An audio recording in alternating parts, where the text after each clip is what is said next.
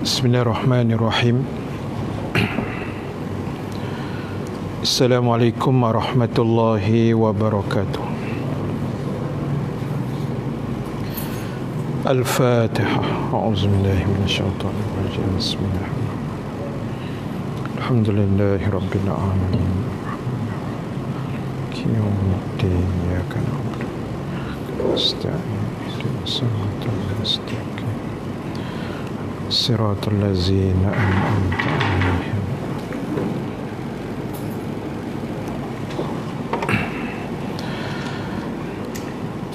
Alhamdulillahi rabbil alamin. Wala akibatu lil muttaqin. Wala udwana illa 'alal zalimin.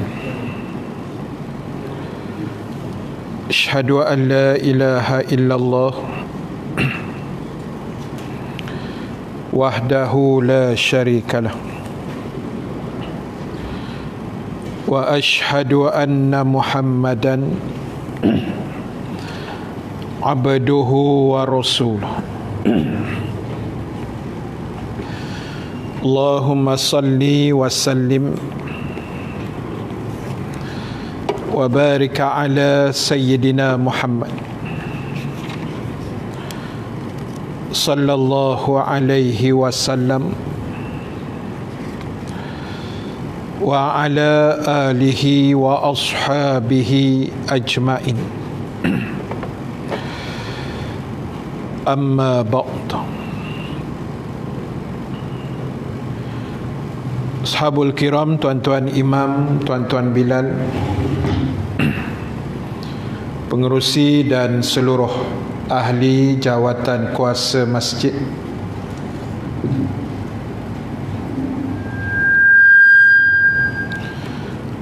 muslimin sidang jamaah yang dirahmati Allah Subhanahu wa ta'ala sekalian.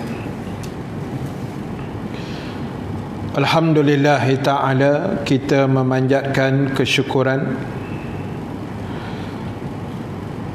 kehadrat Allah Subhanahu wa ta'ala dengan keizinan daripadanya kita dapat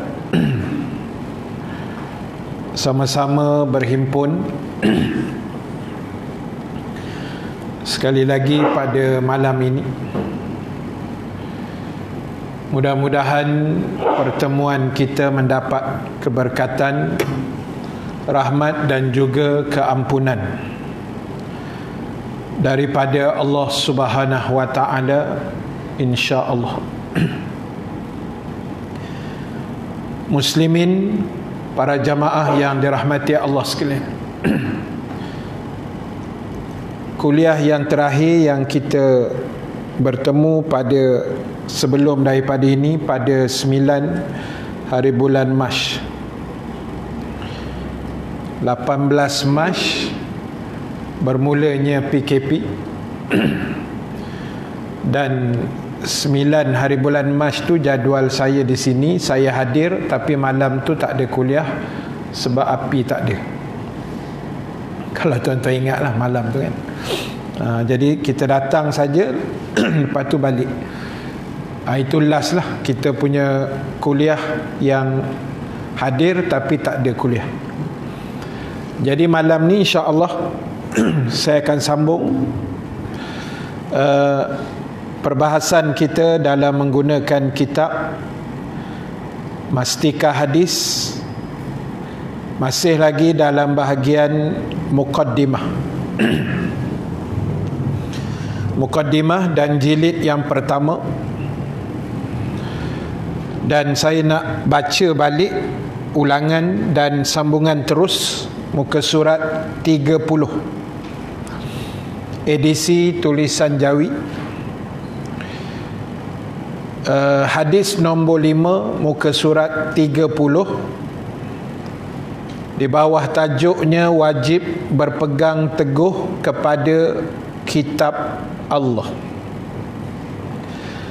Wajib berpegang teguh kepada kitab Allah Subhanahu wa ta'ala.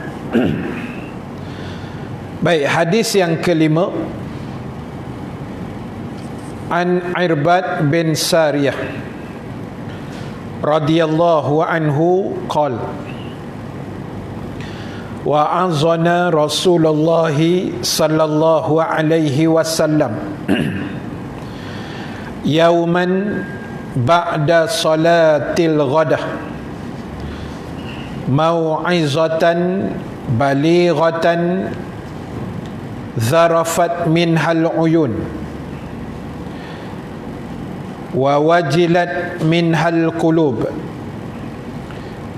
Faqala rajulun inna hazihi mau'izatu muwaddi' famaza ta'hadu ilayna ya Rasulullah.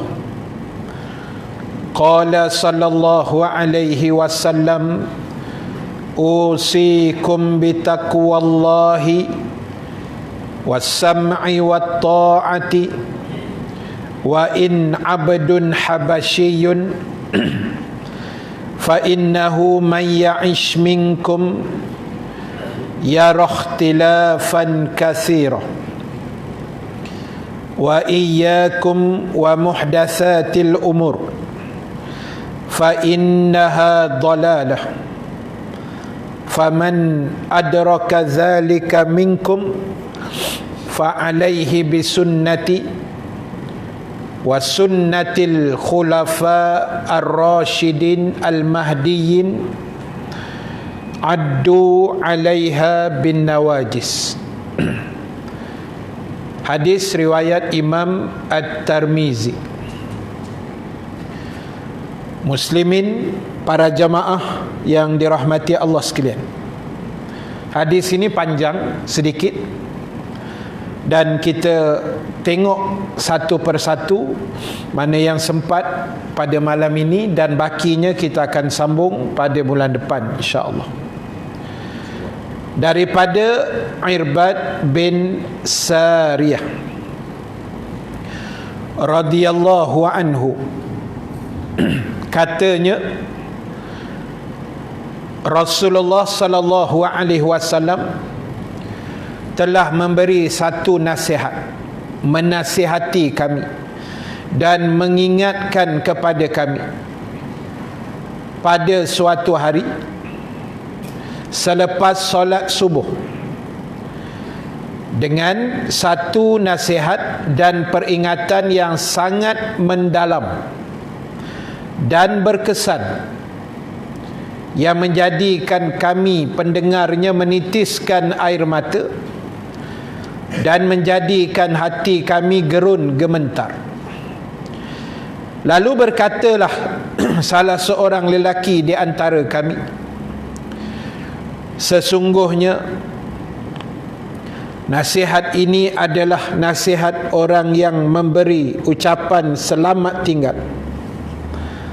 Maka apakah pesanan yang Tuhan hendak pesankan kepada kami, wahai Rasulullah? Tuan-tuan, sahabat yang dirahmati Allah sekalian, Irbad bin Sariyah, salah seorang sahabat baginda, menceritakan kepada kita tentang antara benda yang menjadi rutin bagi Nabi.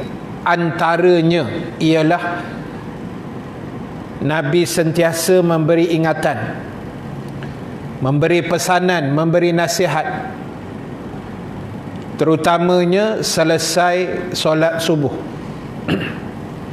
Macam kita kata kuliah atau tazkirah subuh lah. Itu benda yang menjadi rutin bagi Nabi sallallahu alaihi wasallam. Seandainya baginda tidak ada urusan-urusan yang memerlukan baginda segera untuk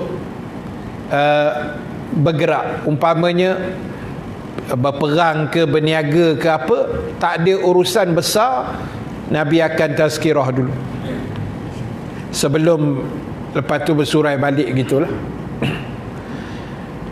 Jadi Irbad kata, pagi itu kami dengar satu tazkirah daripada Nabi sallallahu alaihi wasallam yang ibarat bahasa kita hari ni, tazkirah tu kira makan dalam lah.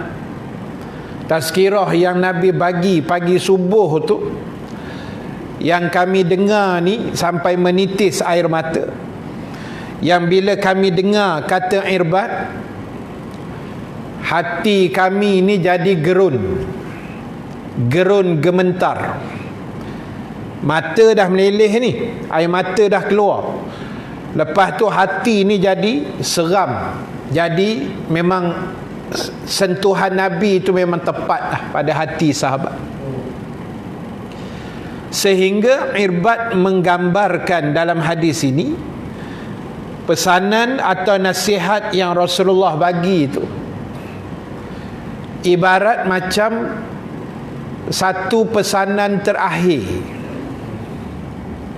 Gaya Nabi bercakap tu macam Nabi nak wafat, seolah-olah macam satu wasiat terakhir lah. Benda yang Nabi bagi tahu tu sahabat dengar malam pagi subuh tu macam satu macam yang sangat menyentuh, yang sangat terkesan, sehingga kata sahabat, kata Irbad, kami rasa macam ini wasiat terakhir Nabi pada kami.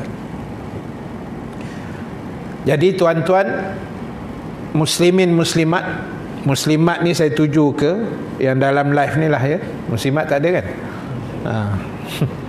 Kalau ada itu bukan muslimat. Baik. Kita ambil poin dulu. Pertama, berdasarkan mukaddimah hadis ini, Nabi nak ajar kita tazkirah, kuliah, ceramah, khutbah, forum, apa juga benda yang kita panggil berbentuk majlis ilmu, jangan tinggal. Itu Nabi pesan. Itu kita boleh ambil iktibar. Maknanya apa pun situasi dalam perjalanan hidup kita hari ini, tak kira lah kita orang kampung ke, orang bandar ke, orang bekerja, tak bekerja, pencen ke apa, jangan jarakkan diri kita dengan majlis-majlis ilmu, dengan tazkirah-tazkirah, kuliah-kuliah. Dan alhamdulillah selepas beberapa bulan kita direhatkan daripada berkuliah secara begini, dan hari ini kita dapat balik berkuliah begini walaupun dengan SOP yang perlu dipatuhi, masih ada SOP-nya, namun majlis ilmu tak boleh tinggal. Dan saya sangat yakin dan percaya tuan-tuan yang hadir pada malam ini, sepanjang PKP saya rasa beberapa bulan itu, 3-4 bulan, setiap hari kita tengok tazkirah, kuliah, ceramah, forum, talk show, sembang santai, apa-apa namalah yang kita tengok live dalam Facebook tiap-tiap hari. Saya berani kata tiap-tiap hari, sebab saya pun buat live tiap-tiap hari sepanjang PKP. Dah tak ada apa nak buat, dan ustaz-ustaz dia kena bercakap kan, dia kena bersyarah juga. Kalau tak buat live, tak bersyarah 2-3 hari, dia boleh membawa kemurungan dan akhirnya kemerengan. Dah murung, lama-lama mereng ustaz tu. Lama tak bercakap, dah hari-hari bercakap lah, hari-hari bersyarah, seronok kan. Sampai ke Ramadan itu hari, saya punya tazkirah setiap hari 2 kali kan. Lepas subuh pukul 6 petang sebelum buka. Tiap-tiap hari saya buat. Sebelum tu pun hari-hari, lepas raya pun hari-hari juga kan. Sampai penatlah orang dengar kuliah kita, sampai kita pun habis modal nak ceramah.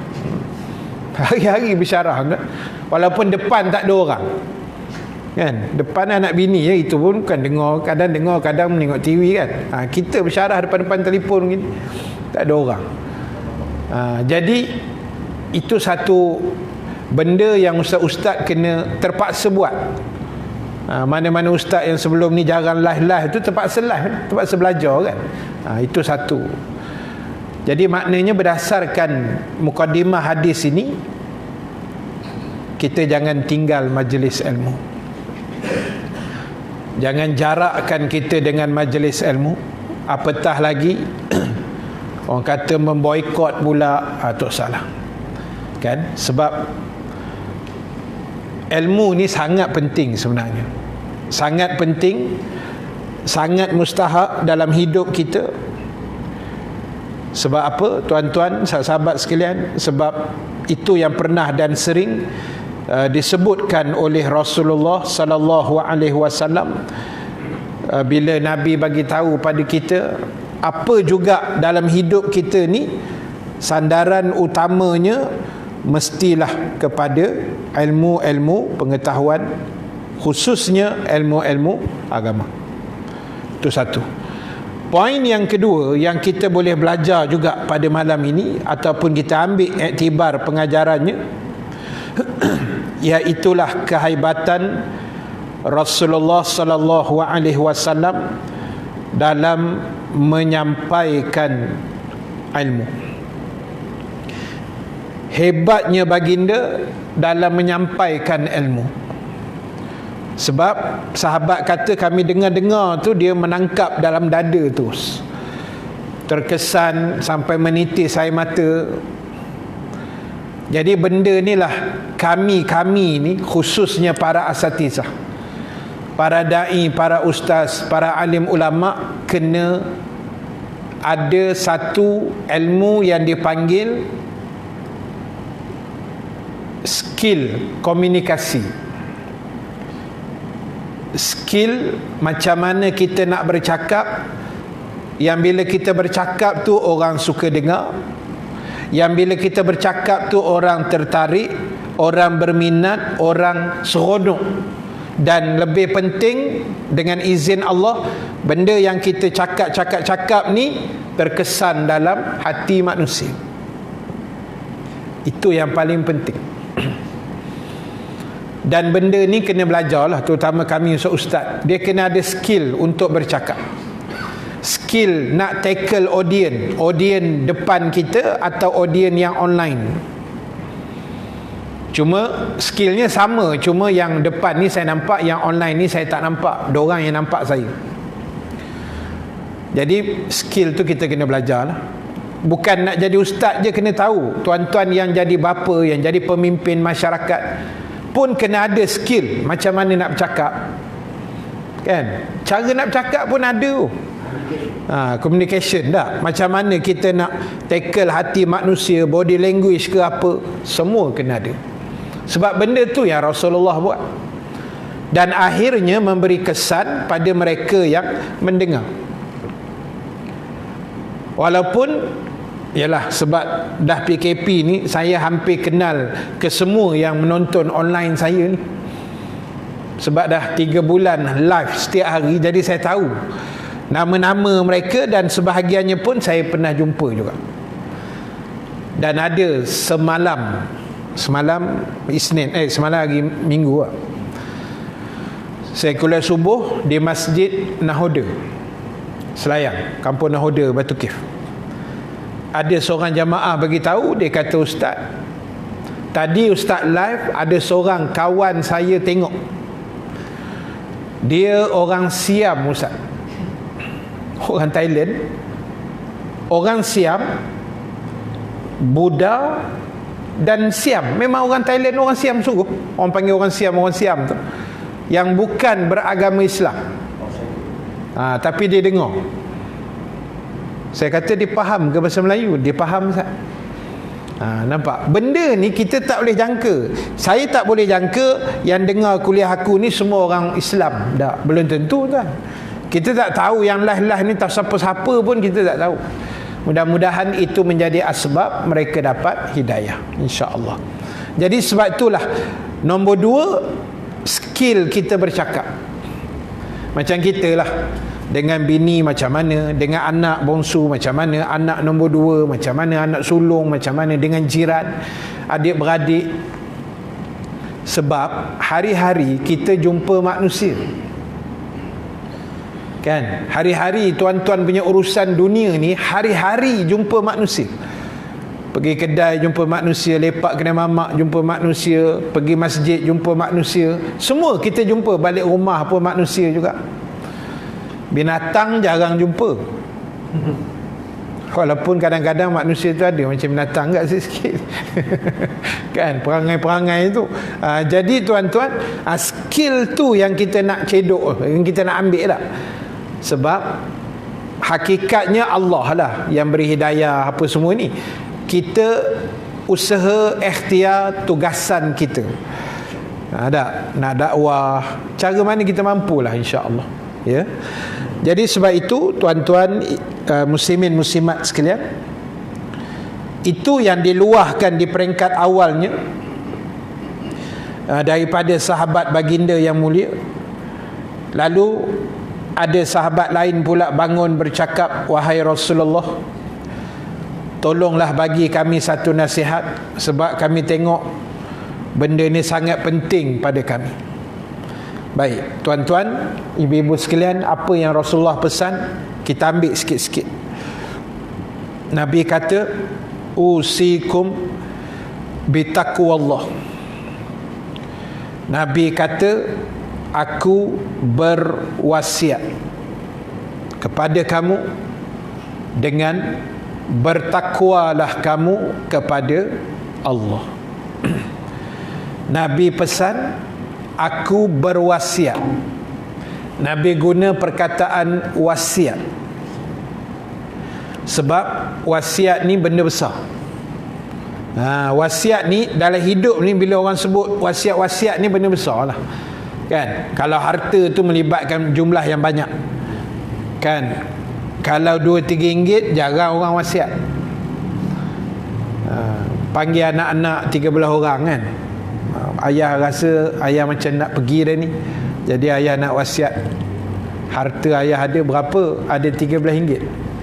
Anak 13, seorang RM1. Hak tu tak panggil wasiat apa. Hak tu kau tak payah buat kelang kabut lah. Dah, wasiat ni jumlah besar-besar. Selalu gitu dah. So bila Nabi kata usikum, aku berwasiat pada kamu, maknanya Nabi guna kalimah yang orang Arab dia faham. Bila usikum, ini bukan main-main. Macam atas mimbar Jumaat, usikum bitaqwallah, ittaqullah, khatib kata, kan? Itu benda besar. So apa yang Nabi pesan? Nabi kata ittaqullah, kamu kena jadi manusia yang bertakwa kepada Allah. Kamu kena jadi insan yang taat, yang takut kepada Allah. Tuan-tuan, sahabat sekalian, kita kena ingat satu benda. Kita menompang di atas muka bumi Allah. Kita ni menompang saja tau, bukan pemilik kekal di bumi ni. Tak ada apa pun milik kita, kan? Tak ada apa pun. Allah bagi pinjam gitu. Dan bila-bila masa pun Allah boleh ambil nyawa kita. Dan saya, tuan-tuan, syukur, alhamdulillah masih hidup. Walaupun dunia menempuh zaman yang sangat menakutkan dengan COVID-19. Mungkin ratusan ribu yang mati, kan? Tapi sampailah fasa yang orang kata dah di hujung-hujung ni, insya-Allah kita masih hidup. Orang lain mati lah. Ada yang COVID mati, ada yang insiden, ada yang macam-macam. Jadi sebelum malaikat maut itu datang pula jumpa kita, sementara masih belum sampai masa tu, yang masa tu pun kita tak tahu bila. Semalam saya tengok dalam satu grup, satu orang stokis. Saya ada berniaga produk Muslim, Al-Hadad Marketing. Jadi ada seorang stokis, saya kenal lah, dia pun selalu agak ambil barang dengan saya. Dia pergi Ipoh dengan Taiping bercuti. Saya ingat umur dia 50-an sikit lah, ujung 40-an ke awal 50-an macam tu. Kena serangan jantung tengah hari semalam, terus meninggal dunia.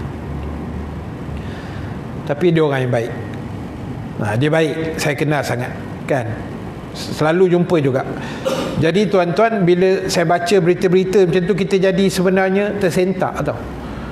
Kita jadi, betul lah Nabi kata kematian itu peringatan yang terbaik buat kamu.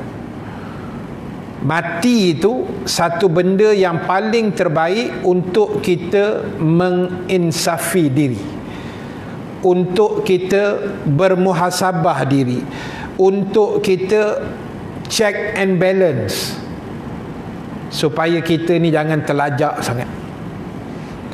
Kita ni jangan terlajak lah. Saya guna bahasa mudahnya, jangan terlajak sangat. Sebab terlajak ni bahaya. Bawa kereta laju, satgi terlajak, tak sempat break. Itu bahasa mudah. Jadi kita hidup ni jangan terlajak sangat. Ikut sahaja aturan yang Allah telah sediakan.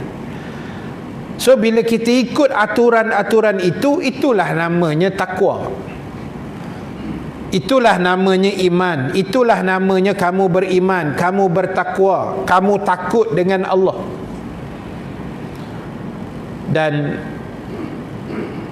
saya rasa ada, tapi saya tak berani nak letak jumlah, saya pun tak tahu sebenarnya.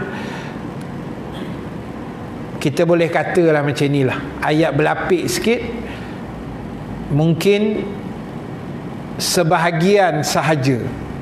Itu ayat berlapik lah, jumlah saya tak tahu. Tapi kita kata macam ni, mungkin sebahagian sahaja manusia yang betul-betul ambil iktibar tentang COVID.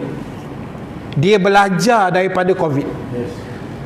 Dan mungkin sebahagian lain, COVID ke tak COVID, tak ada apa pun pada dia.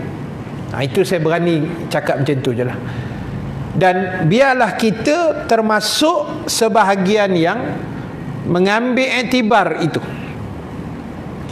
Maksud saya ambil iktibar ni, kita muhasabah lah, menginsafi lah.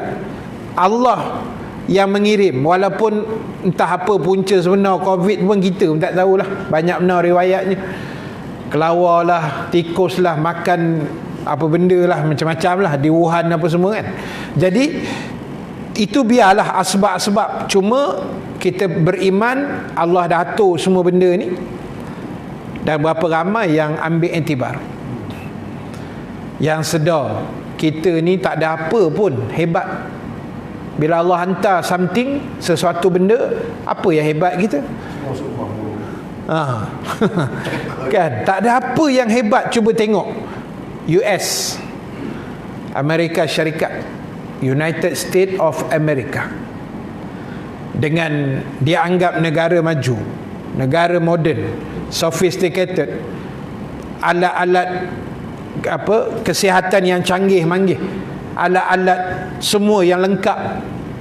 Tapi dia COVID nombor 1 paling tinggi dalam dunia, tak boleh lawan juga. Nombor 2 Brazil, nombor 3 India. Jumlah yang paling ramai diserang COVID. Tapi kita alhamdulillah, sebab SOP kita sangat ketat sebenarnya. Dan rakyat Malaysia pun rupanya takut mati kak. Itu yang kan, semua tak berani keluar. Jangan buat main. Kan, kena ikut law yang ada, kena patuh tak, terpaksa. Walaupun situ kita akan belajar mahalnya kebebasan. Baru terasa bernilainya bebas tu bila dah kena PKP. Nak keluar rumah pun tak boleh tuan.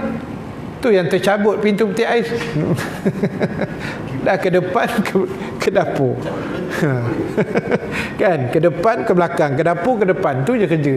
Tanggal pintu peti ais dia kerja. Dah tak boleh keluar tak. Tapi kita yang duduk di area Merbau Sempak, Kubu Gajah semua dekat-dekat ni nak, syukurlah rumah teres ada tanah, boleh gak keluar-keluar pintu pagar. Ni rumah flat, dah lagi stres tuan. Itu memang kajian pun, kementerian buat kajian sepanjang PKP tu paling ramai orang stres. Sebab dia tak boleh ke mana tuan-tuan. Kan? Sebab kita dah terbiasa pagi keluar kerja, balik petang, betul malam lepak kedai kopi ke apa benda, tak kisahlah, pergi masjid. Semua benda tu tak boleh buat. Baru kita tahu betapa bernilainya nikmat kebebasan. Bila berapa Jun itu hari PM kata boleh rentas negeri, dia punya hore tu Allah saja yang tahu tu. Dia punya nikmat tu tak. Baru tahu nikmat kebebasan. Baru kita tahu nikmatnya rumah Allah. 3 bulan boleh tengok bumbung dengan pagar, tapi tak boleh masuk tuan-tuan. Tengok Allah hukum kita macam mana. Dah. Bila tak boleh masuk, riuh pula bila nak buka. Bila dah buka, kau tak datang pula. Itu masalahnya. Bukan orang sini, ni orang Kutub Utara. Kan? Bila tak boleh buka itu hari, dia bising-bising pula. Pasar raya boleh ustaz, masjid tutup, apa hal ni? Ni semua mula keluar dalil macam-macam lah. Dah buka macam ni, tak datang pula dah. Jadi itulah manusia. Kita menjangkakan selepas PKP ni, maksud dia bila dah buka tu meriah lah lagi tak? Belum lagi laku, insya-Allah. Kita sangka baik lah ke depan besok dah, insya-Allah. Jadi baru kita tahu mahalnya rumah Allah. Tengok aja tak boleh masuk dah. Baru tahu nikmatnya boleh dengar kuliah secara berdepan begini. Baru tahu betapa nikmatnya boleh memandu kereta. Tuan-tuan perasan tak masa PKP tu minyak turun sampai RM1.40 berapa sen? Geram je aku tengok harga minyak tu kan. Daripada RM2.04 ke apa sebelum tu, turun sampai RM1.40 lebih. Geramnya pasal isi agak penuh tapi tak boleh berjalan. Parking je sampai rosak bateri kereta tak. Nampak tak betapa Allah tarbiyah kita banyak benda tau. Itu bagi orang yang tengok, yang nampak tarbiyah tu, yang tak ambil iktibar, tak ada apa pada dia pun tak. Jadi kita tak naklah macam tu.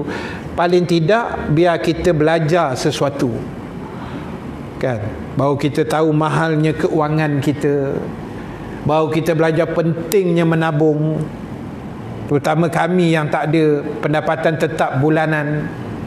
Macam istilahnya orang makan gaji, tak apalah, cocok je dinding tu keluar duit, masuk kad bank mesin tu kan. Ini kita cocok apa pun tak keluar. Kan? Dah hari-hari dapat duit cash. Kalau tak saving tuan-tuan, penat jugalah. Kita belajar benda-benda tu tak. Betapa perlunya kita belajar manage kewangan kita selama ni yang kita buat lebih-lebih kurang. Kena COVID ni, belajar sesuatu. Itu orang yang nak belajar lah. Yang tak mau ambil iktibar pun ramai juga. Jadi sebab itulah tuan-tuan, bila Nabi pesan ittaqullah, so kena takut pada Allah. Takut pada Allah maknanya akur, patuh, menurut segala arahan, segala apa pun Allah suruh, jangan cakap banyak. Just do it. Itu macam trademark Nike. Just do it. Kan? Buat saja tuan, jangan cakap banyak. Allah kata semayang-semayanglah, kita puasa-puasalah, haji-haji. Tak boleh haji tahun ni, tak apa, tak payah pergi, duduk diam-diam je. Bawa tenang. Banyak benda baru kita belajar kan. Macam tuan-tuan alhamdulillah telah dinaik taraf menjadi imam di rumah masing-masing. Baru tahu susah jadi tok imam. Selama ni kita kutuk tok imam je kan. Imam ni lembab lah, baca tak sedap, imam ni slow, imam ni laju sangat. Baru ni tarawih berguni kena maki dengan anak bini kita. Ustaz, suami saya ni saya rasa boleh panggil dia Imam Quraisy lah ustaz. Hari-hari li'ila fi Quraisy, li'ila fi Quraisy. Biar kat dia lah, itu je surah yang ada dalam kepala, nak buat macam mana tak. Jadi tuan-tuan, Baru pening kita, ayat apa aku nak baca, dah tak ada ayat dah tuan. Baru tahu kan kita belajar sesuatu. Susah rupanya jadi tok imam. Sebab tu jangan marah tok imam yang kita ada ni kan. Susah jangan buat main. Jadi sebab itulah tuan-tuan, banyak ilmu kita belajar. Tarawihnya, semayang rayanya, yang pegang tongkat pun macam-macam jenis kan, khutbah raya kat rumah. Lepas tu tahun ni pula tak ada haji. Habis tak ada haji ustaz, maksudnya Malaysia tak hantar haji lah jamaah. Kebanyakan negara pun tak hantar. Mungkin yang ada haji pun lokal saja daripada Saudi macam tu, dan yang dekat-dekat lah kot. Jadi ada ke orang tanya, korban macam mana ustaz? Dah haji, jemaah haji tak ada, tak apa, itu on macam biasa juga. Ada juga yang tanya, puasa sunat wukuf ustaz, on macam biasa, tak ada apa masalah yang tu. Kita belajar benda, sebab orang terfikir kan, ni haji tak ada, macam mana nak wukuf? On, ulama kata jalan juga. Jadi banyak ilmu kita belajar, daripada satu benda tapi dia keluar cabang yang sangat banyak. Jadi apa pun tuan-tuan, kita ni tak ada kekuatan. Jadi tak usah lawan dia, tak usah lawan Allah. Dia dah bagi kita berjuta nikmat. Sekali-sekala dia uji kita dengan sakit, dengan virus, dengan itu, dengan ini, kita kena sabar dan kena redha. Sebab banyak kali dah kita bagi tahu, sebelum ni pun saya selalu pesan, sabar dan redha ini kunci yang paling terbaik untuk kita menghadapi setiap ujian-ujian daripada dia. Dan ingat, setiap kita ujiannya tidak akan sama. Dan apa juga ujian yang kita dapat, ringan atau berat pada kiraan kita, sebenarnya Allah lebih tahu itu selayaknya untuk kita. Dan Allah tahu bila dia bagi itu, dia tahu kita boleh handle benda itu. Allah tahu. Sebab itu ujian kita tak sama tuan-tuan. Saya ada sahabat saya, kawan baik saya satu sekolah, duduk sebelah meja dalam kelas. Dia dapat anak dia ada masalah ni, otak. Kita yang menengok ni kan terfikir, kalau aku dapat anak macam ni memang belum tentu ni. Dah, kita dok rasa tu, tapi sahabat saya ni memang tabah, laki bini. Kan? Sampai doktor pernah operate, ambil otak anak dia bawa keluar, simpan dalam peti ais. Kan? Untuk dia operation, dia cuci, dia hapa berlubang kepala ni, tempurung dia, macam-macam. Kita dengar pun seram sejuk. Tapi ialah Allah tahu, dia bagi itu Allah tahu. Yang ini boleh, setakat ni level dia, yang ini ujian dia begini, yang ini macam ni. Allah maha mengetahui segala. Tapi back to basicnya juga, balik pada asal, apa pun ujian yang Allah bagi, ceritanya sabar dan redha. Itu kunci dia. Kan? Kalau apa pun benda tuan, kita tak sabar, memang tak jadi apa lah. Kan? Makan pun kalau tak sabar, dia tak jadi apa juga. Jadi kok mana pun ceritanya mesti sabar, mesti redha. Dan ingat satu benda dalam kepala, supaya kita jangan sentiasa nak sangka jahat dengan Allah, iaitu bila Allah uji apa pun, ingat itu tanda Allah sayang pada kita. Kita pegang yang tu je. Bila Allah uji something, sesuatu, ingat ini Allah sayang kat aku. Bukan makna orang yang Allah tak uji tu dia tak sayang, bukan itu perkiraannya. Tapi sebahagian buktinya yang itu. Maknanya masuk dalam kepala, bila Allah uji, maknanya Allah sayang lagi dengan aku ni. Dia bagi kita sakit bukan apa, supaya dia nak kita ingat dia lebih. Itu je. Kan, bukan ada apa pun. Dia tengok hamba dia leka sikit, dia bagi sakit, barulah duduk atas katil Allah, Allah, Allah. Kalau tidak kan, tak apa yang disebut. Kan? Jadi Allah dia tahulah cara macam mana nak adjust kita, nak modify kita. Yang penting untuk kita hari ini adalah memastikan Apa juga perjalanan hidup kita, jangan lekang daripada Allah, jangan lekang daripada agama, jangan lekang daripada akhlak yang telah ditinggalkan. Contoh yang terbaik, suri tauladannya oleh baginda Rasulullah sallallahu alaihi wasallam. Sebab ini benda yang sangat penting, basic kan. Sebelum yang saya cakap tadi, datangnya kematian ini yang pada saat itu penyesalan yang tidak akan berguna lagi kan. Orang dah mati ni, benda pertama kata ulama yang jadi timbul dalam diri mereka menyesal. Orang mati ni, benda pertama yang jadi pada mereka mesti menyesal punya. Azan. So kita berhenti. Baik, waktu pun dah masuk, jadi kita ikut SOP yang ada. So insya-Allah saya berhenti setakat ni dulu. Kita akan sambung bulan depan. Terima kasih pada semua muslimin yang hadir. Terima kasih semua rakan-rakan Facebook yang menonton pada malam ini. Mudah-mudahan dirahmati Allah Subhanahu wa taala. Aqulu qawli hadza wa astaghfirullahal azim li wa lakum. Wassalamu alaikum warahmatullahi wabarakatuh.